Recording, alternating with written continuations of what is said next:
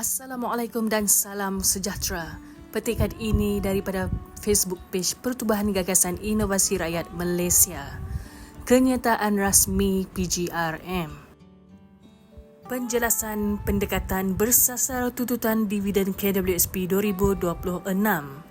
PGIRM mengambil maklum pertanyaan pencarum berhubung kaedah penentuan kelayakan sekiranya cadangan pengeluaran dividen bersasar dilaksanakan. Untuk penjelasan, PGIRM tidak menentukan senarai nama pencarum. Peranan kami adalah mengemukakan cadangan dasar supaya keutamaan diberikan kepada golongan yang benar-benar terkesan. Pendekatan bersasar yang dicadangkan hendaklah berasaskan data sah dalam rekod pihak berautoriti termasuk data dalam sistem KWSP dan agensi berkaitan. Antara parameter yang boleh dipertimbangkan: 1. Rekod caruman dan status caruman semasa. Nombor 2. Pengurangan atau pemberhentian caruman.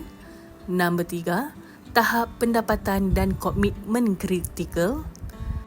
Nombor 4, rekod penerimaan bantuan sedia ada. Penentuan kelayakan mestilah dilaksanakan secara telus, berasaskan data dan garis panduan yang diumumkan secara terbuka.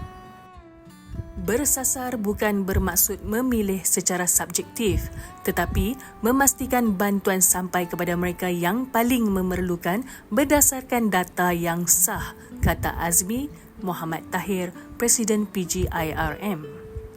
Katanya lagi, PGIRM kekal dengan prinsip mempertahankan hak pencarum. Namun, dalam konteks dasar awam, keutamaan wajar diberikan kepada yang paling terkesan.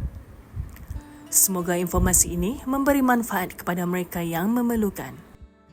Semoga urusan kita semua dipermudah. Sekian, terima kasih. Assalamualaikum.